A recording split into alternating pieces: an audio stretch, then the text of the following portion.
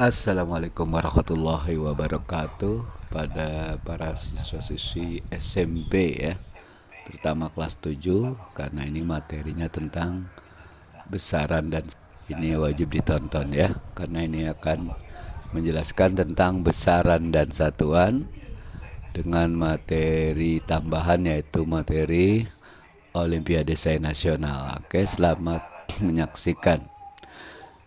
Ya, jadi dalam fisika besaran itu terbagi dua.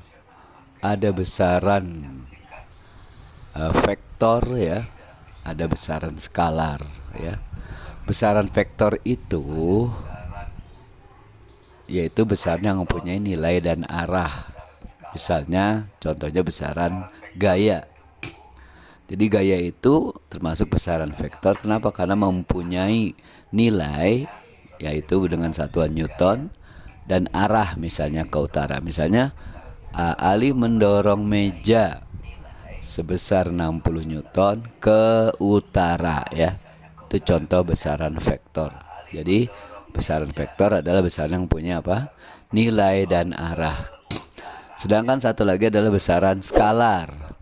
Besaran skalar tidak memiliki arah tapi hanya punya nilai. Contohnya kalau kita menimbang benda atau kita naik ke atas neraca timbangan ya, itu masanya misalnya 60 kg, itu tidak ada arahnya ya. Atau kita mengukur panjang meja ya, misalnya 1 meter, itu tidak menggunakan arah, itu namanya besaran skalar. Nah, besaran skalar itu juga terbagi dua, yaitu ada besaran pokok dan besaran turunan ya. Jadi besaran skalar terbagi dua, ada besaran pokok dan besaran turunan. Nah, inilah besaran pokok ya. Ada 7 besaran pokok yang harus kamu hafalkan ya. Jadi besaran turunan tidak usah dihafalkan, cukup besaran pokok saja, yaitu ada 7 besaran pokok yang hafalannya adalah wanita penjual susu kecebur jurang masuk ICU ya. Ini hafalannya. Coba dihafalkan. Wanita penjual susu kecebur jurang masuk ICU. Apa maksudnya? Wanita itu yang kita ambil W-nya, yaitu besaran pokok waktu. Jadi W itu waktu. Kemudian penjual, P-nya yang diambil yaitu panjang. Sedangkan susu, S-nya itu suhu ya. Kecebur, K-nya itu kuat arus. Jurang maksudnya jumlah zat. Masuk adalah massa. ISU intensitas cahaya. Jadi ada 7 besaran pokok yaitu waktu, panjang, suhu, kuat arus, jumlah zat, massa, dan intensitas cahaya dengan satuan masing-masing ya. Jadi waktu satuannya sekon atau detik. Kemudian alat ukurnya itu stopwatch ya. Biasanya untuk kalau kita lari pagi untuk mengukur berapa kecepatannya ya, waktunya, itu menggunakan stopwatch. Kemudian panjang, satuannya meter dalam satuan sistem internasional. Nah, alat ukurnya pun ada beragam karena dia mempunyai alat ukur ini ketelitian yang berbeda. Misalnya penggaris. Penggaris itu hanya memiliki kuat ketelitian sampai 1 mm ya. Sedangkan jangka sorong itu 0,1 mm ketelitiannya. Nah, yang paling teliti adalah mikrometer skrup sampai 0,01 mm. Bahkan jadi sehelai kertas itu ketebalannya bisa diukur dengan alat mikrometer skrup. Yang ketiga yaitu suhu. Suhu itu dalam satuan internasional menggunakan derajat Kelvin ya, sedangkan di Indonesia menggunakan derajat Celcius. Nanti untuk menghitungnya dari Celcius ke Kelvin ada caranya khusus ya, dan rumusnya nanti kita bahas di pelajaran berikutnya. Nah, alat ukurnya adalah termometer ya. Kemudian kuat arus, ini satuannya ampere. Alat ukurnya ampere meter, ini juga akan dipelajari di materi kelas 9 tentang listrik. Kemudian jumlah zat, satuannya mol. Nah, ini alat ukurnya TDS, alat pengukur jar terlarut. Ya ini tidak diukur di SMP ya. Di SMA ada kemungkinan jumlah zat. Kemudian massa. Nah massa ini kilogram satuannya dengan alat ukur neraca dan timbangan.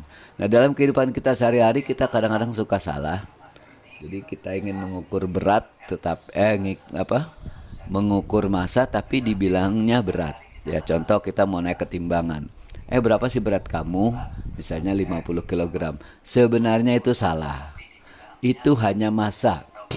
Nah berat sebenarnya yaitu massa dikalikan dengan gravitasi. Jadi termasuk besaran turunan kalau berat. Kalau massa besaran pokok ya. Jadi besaran turunan itu contohnya berat, massa dikali gravitasi. Nah gravitasi juga berbeda-beda. Misalnya di bumi saja kalau dekat khatulistiwa itu sekitar 9,8 meter per detik ya percepatannya. Kalau dibulatkan jadi 10. Jadi kalau kita punya massa 50 kg ya, itu beratnya dikali 10 jadi 500. Satuannya pun beda, bukan kilo tapi newton. Oke. Kemudian besaran pokok yang terakhir adalah intensitas cahaya. Satuannya kandela. Nah, ini alat ukurnya lux meter. Kita bisa lihat nanti di sini. Nah, ini ada alat yang digunakan untuk mengukurnya ya. Misalnya yang pertama ini adalah ini stopwatch ya. Stopwatch untuk mengukur waktu ya. Misalnya kita berjalan, waktunya berapa menit kita berjalan. Nah di sini alat ukur panjang ada penggaris itu ketelitiannya tadi 1 mm ya. Ini juga sama roll meter 1 mm. Kemudian ini ada jangka sorong. Biasanya digunakan untuk mengukur diameter pipa ya. Ini menggunakan jangka sorong. Itu ketelitiannya 0,1 mm. Nah ini yang disebut mikrometer skrup. Ini sangat teliti sekali. Ketelitiannya 0,01 mm. Nah ini termometer ya untuk mengukur suhu badan. Biasanya dimasukkan ke dalam mulut atau di ketiak ya. Karena panas mulut kita. Ketika kita demam panas tuh mulutnya, ketiaknya panas sehingga menimbulkan suhu yang tinggi, sehingga nanti raksa di dalam termometer akan memuai sehingga bertambah angkanya ya. Tapi kalau kita normal dia sekitar 37 derajat Celcius. Nah ini adalah avometer. Avo itu singkatan dari ampere, volt, ohm, meter. Jadi bisa mengukur 3 besaran sekaligus. Ampere satuannya besaran pokoknya adalah kuat arus, volt adalah besaran pokoknya tegangan, sedangkan ohm besaran pokoknya adalah hambatan. Itu nanti dipelajari di kelas 9. Ya, jadi ini untuk mengukur jumlah zat ya. Satunya tadi volt. Nah, ini untuk mengukur mengukur massa ya, ini timbangan atau neraca. Jadi benda yang akan ditimbang diletakkan di piring sini ya. Nanti berapa massanya, bukan berat ya, massa, tinggal digeser di sini sampai terjadi keseimbangan ya, seimbang antara berat benda dengan anak timbangan yang digeser-geser ya. Nanti ini menunjukkan berapa gram atau berapa kilogram. Sedangkan yang terakhirnya ini adalah alat untuk mengukur intensitas cahaya. Jadi ini penting sekali bagi fotografer. Ya, jangan sampai cahayanya kurang sehingga menimbulkan hasil gambar yang kurang bagus, atau bisa juga berlebihan ya. Ini juga akan menghasilkan yang tidak baik. Nah, kemudian ya ini langsung saja akan Pak Nahori berikan contoh soal yang ini nanti akan ada di soal OSN ya. Jadi bagaimana cara mengukur panjang benda menggunakan jangka sorong. Nah, ini seperti ini ya. Oke, kita nanti akan bahas.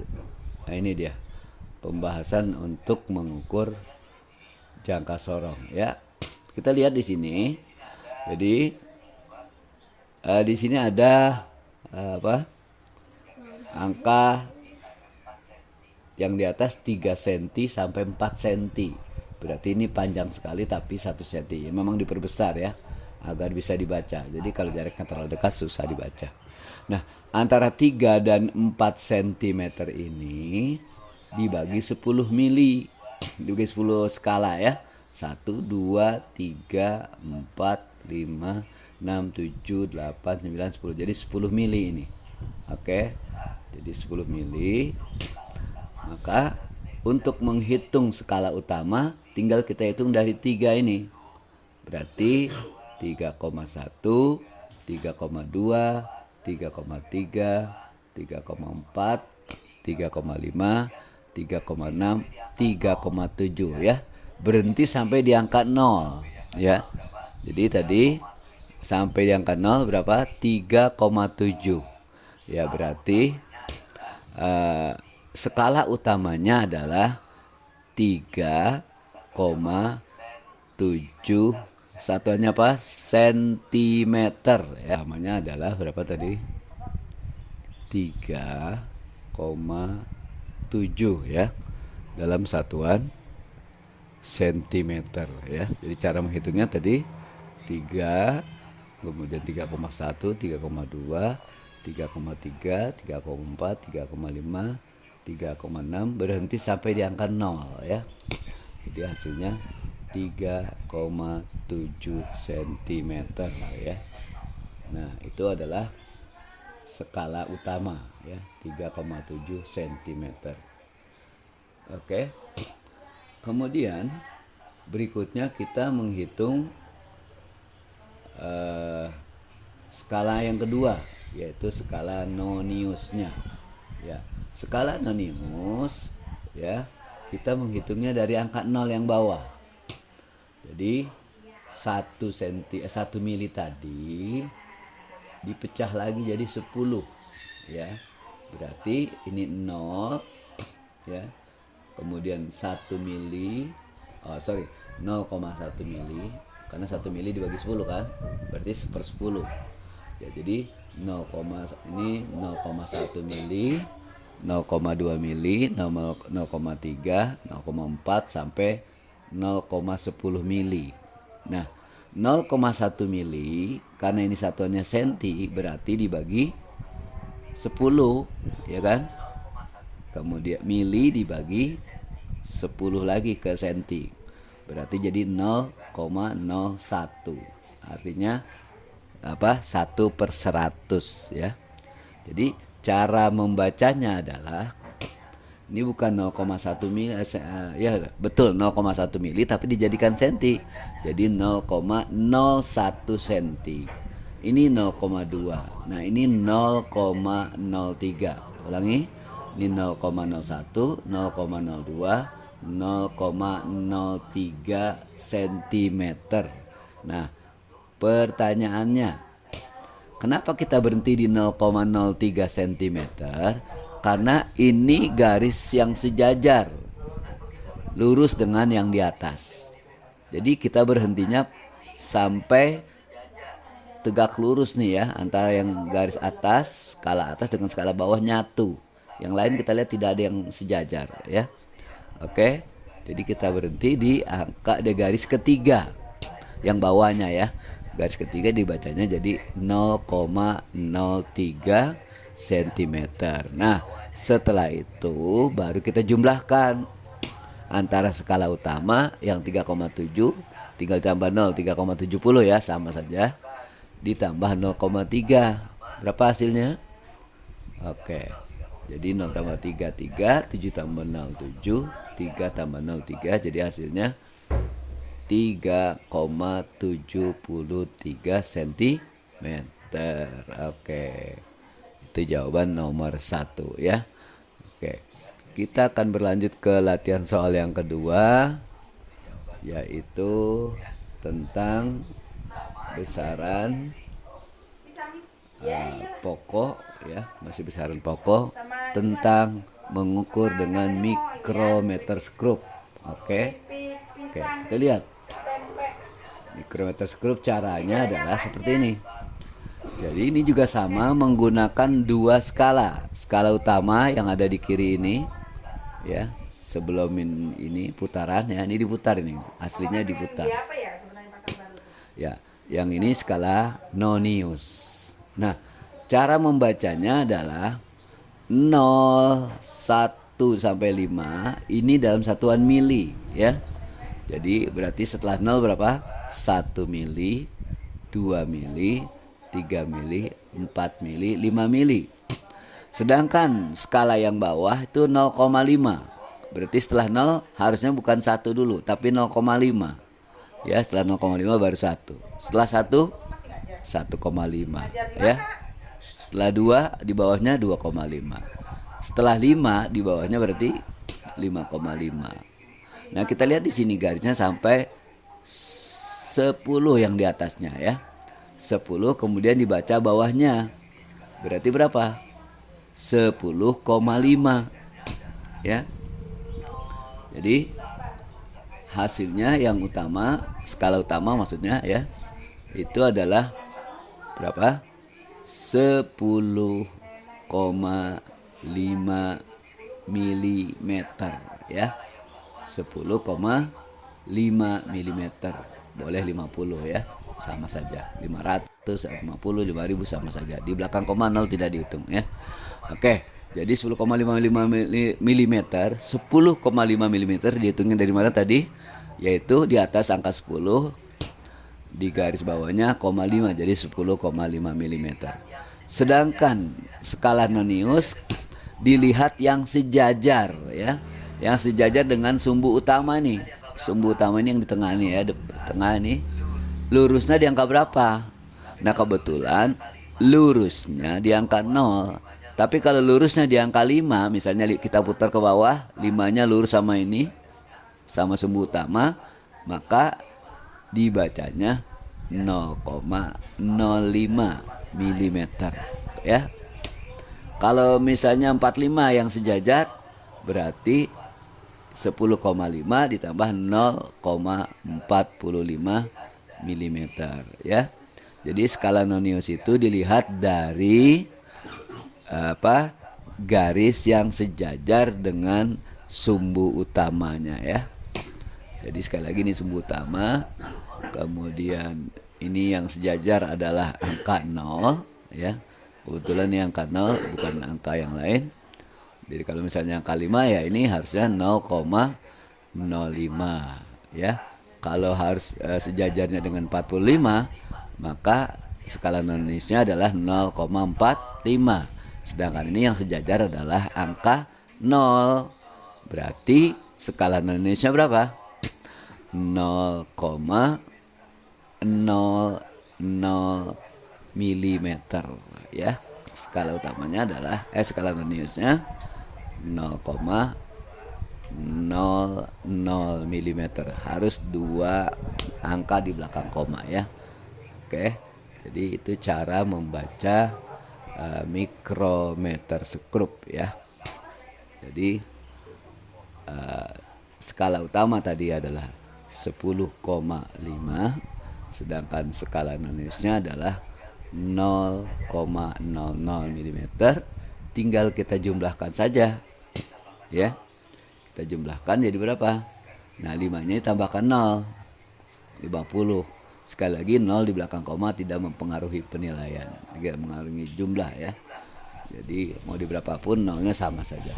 Nah, kita jumlahkan dari kanan ya kalau matematika ya. Jadi 0 tambah 0 0, 5 tambah 0 5, 0 tambah 0 0 turun 1. Jadi berapa ketebalan kertas yang diukur menggunakan mikrometer ya adalah 10,5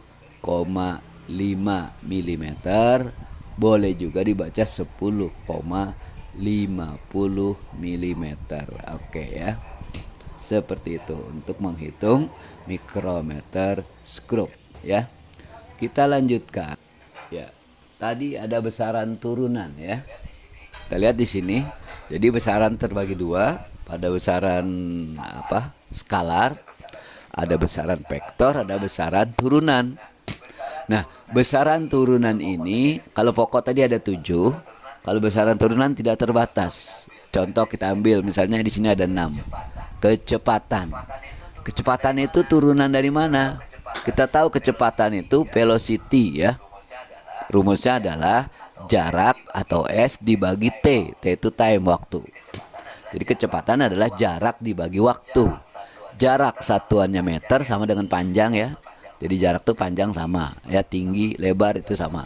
Itu adalah panjang, besaran pokoknya. Cuman namanya aja beda ya. Diagonal itu juga panjang. Jadi jarak satuannya meter sama dengan panjang. Kemudian waktu adalah sekon atau detik. Ya berarti kecepatan itu besaran turunan. Turunan dari mana? Dari besaran pokok yaitu panjang satuannya meter dibagi waktu satuannya sekon. Oke. Kedua, percepatan. Percepatan ini turunan lagi. Ya. Turunan dari mana? Ada di situ kecepatan, ya kan? Jadi percepatan itu hasilnya dari kecepatan dibagi waktu. Ya, jadi keturunan kedua nih. Turunan kedua dari kecepatan dan waktu. Oke. Kemudian gaya. Nah, gaya ini juga turunan. Gaya itu ada force F sama dengan apa? F itu rumusnya apa? M kali A ya. Massa kali percepatan. Berarti gaya itu turunan dari besaran pokok massa dan turunan dari percepatan. Luas. Luas itu adalah sisi kali sisi atau panjang kali panjang. Sisi itu hanya pengganti dari panjang. Berarti luas turunan dari besaran pokok panjang. Sedangkan volume sisi kali sisi ya kan, kalau itu kubus. Berarti turunan dari panjang kali panjang kali panjang. Kemudian yang terakhir usaha, itu satuannya joule ya. Rumusnya W adalah F kali S. W itu usaha, work ya. F gaya. Gaya itu turunan ya kan. S adalah besaran pokok waktu ya. Jarak. Ya, S itu jarak sama dengan panjang. Berarti usaha itu juga turunan. Nah, ini besaran turunan ya. Kita lanjutkan dengan latihan soal berikutnya, yaitu tentang apa? Oke. Di sini ada seorang pelari ya. Seorang pelari yang ingin mengelilingi lapangan sebanyak 5 kali putaran. Sedangkan panjang lapangannya adalah 150 meter, lebarnya 30 meter. Kecepatan pelari tersebut adalah 1,8 meter per detik. Pertanyaannya ya, bukan rumus jarak ini, salah ini ya. Harusnya rumus waktu, yaitu jarak dibagi kecepatan. Maaf, ini nomor 2 salah tulis ya. Seharusnya adalah T sama dengan S dibagi V. Oke. Keterangan langkah nomor 2 diralat ya. Harusnya adalah mencari T waktu, S per V jarak dibagi kecepatan. Setelah ketemu waktu, baru waktunya itu dijadikan menit ya, dengan cara dibagi 60 detik karena 1 menit 60 detik. Oke. Kita lihat pembahasannya. Ini adalah animasi. Jadi ada seorang pelari ingin mengelilingi lapangan dengan kecepatan 1,8 meter per detik ya, sebanyak 5 kali putaran atau 5 kali berputar. Nah, kemudian panjang lapangannya 150 meter dan lebarnya ya 30 meter. Oke, pertanyaannya, berapakah jarak yang ditempuh oleh seorang pelari ketika dia berputar sebanyak 5 putaran ya. Itu yang pertama. Kemudian yang kedua, berapakah waktu yang dibutuhkan? Oke. Jadi untuk menghitung berapakah jarak yang ditempuh, kita harus ketahui dulu ini bentuknya apa. Bentuk lapangannya adalah persegi panjang. Berarti ada panjang, ada lebar ya.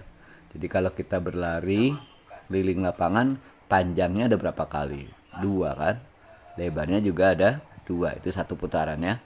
Jadi panjang lapangannya 2 kali, lebarnya 2 kali, berarti sama juga panjang dengan lebar dijumlahkan dikali 2 kali ya. Seperti itu rumusnya. Nah, tinggal kita masukkan berapakah panjang lapangan tadi dan lebarnya ya. Jadi untuk mencari keliling adalah 2 kali panjang ditambah lebar ya. Tinggal kita masukkan panjangnya adalah berapa tadi? Panjangnya yaitu 150 ya. Kita masukkan panjangnya adalah 150 meter ya, sedangkan lebarnya 30 meter. Berarti 2 kali 180, karena 180 itu dari 150 ditambah 30. Berapa hasilnya? Oke, dihitung. Betul, hasilnya adalah kelilingnya 360 meter ya. Sedangkan jarak yang ditempuh adalah 5 kali keliling lapangan.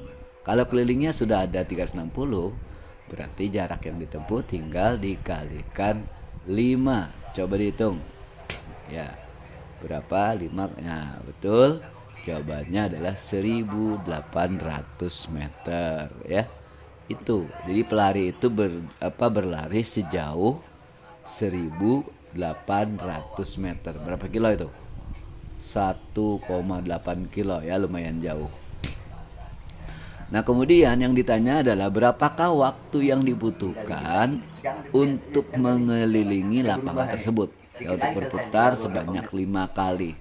Nah, kita tahu bahwa waktu itu adalah jarak dibagi kecepatan ya. Ingat bahwa waktu adalah jarak dibagi kecepatan. Jaraknya tadi kita sudah hitung berapa? 1800 dan kecepatannya 1,8 meter per detik. Nah, untuk memudahkan perhitungan, dalam matematika bisa dikalikan 10. Jadi yang dibagi, pembagi dengan yang dibagi kita kali 10, itu akan sama. Berarti yang 1800 kita kali 10 berapa? Tambah 01 ya kan? Nah, berapa tuh? 1800 ditambah 01. Nolnya jadi nambah 1 lagi ya. Jadi sebesar berapa? Sudah dihitung? 1800 tambah 01 jadi 18.000. Sedangkan 1,8 dikali 10, komanya hilang. Jadi 18 ya kan? Nah, kalau sudah seperti ini mudah sekali. Tinggal 18 dibagi 18 berapa? Nah, berarti 1 kan? Nah, jadi 18 bagi 18 1. Tinggal ditambah nolnya 3. 1 ditambah 03 jadi 1000. Nah, kenapa tinggal detik? Karena meter dibagi meter habis, ya kan? Tinggal detik. Jadi 1000 detik. Sedangkan yang ditanya dalam soal adalah menit. Berarti 1 menit 60 detik. Jadi 1000 detiknya kita bagi 60, ya kan? 1000 dibagi 60 berapa? Coba dihitung. Ya. Jangan lupa subscribe ya. Nah, 1000 dibagi 60 detik nanti hasilnya menit. Kalau ada sisanya berarti jadi detik, ya kan? Ternyata hasilnya 16 menit. Sisanya 40 detik. Dari mana 16? 1000 dibagi 18 ya. 1000 dibagi 60. Nih ya. 1000 dibagi 60 karena 1 menit 60 detik. Jadi 1000 dibagi 60 adalah 16. Jadi 16 kali 60 itu 6 kali 6 36. Jadi 960 ya. Jadi 16 kali 60 detik adalah 960. 1000 dikurang 960 tinggal 40. Jadi seperti itu ya. 16 menit 40 detik ya. Tinggal dicocokkan tadi di soalnya tadi. Adakah jawabannya? Ya, kamu bisa mundur sejenak ya.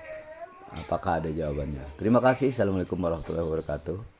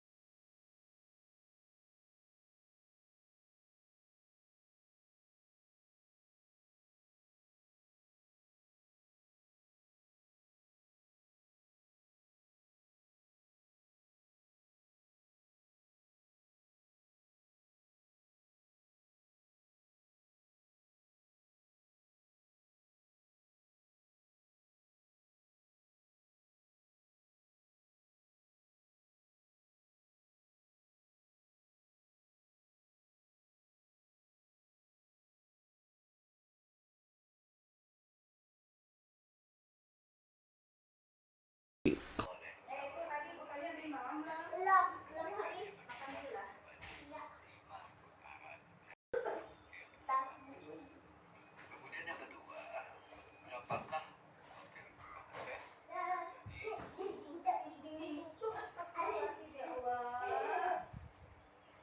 jadi untuk menghitung berapakah jarak yang ditempuh, kita ketahui dulu ini bentuknya apa. Bentuk lapangannya adalah persegi panjang, berarti ada panjang ada lebar ya. Jadi kalau kita berlari keliling lapangan, panjangnya ada berapa kali? Dua kan, lebarnya juga ada dua, jadi satu putaran ya.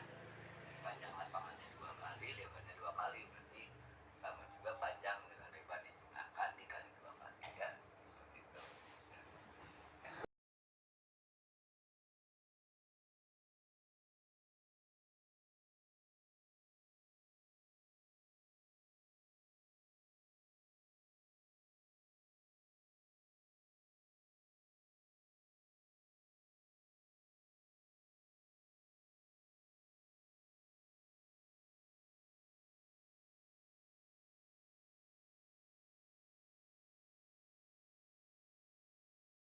Satuan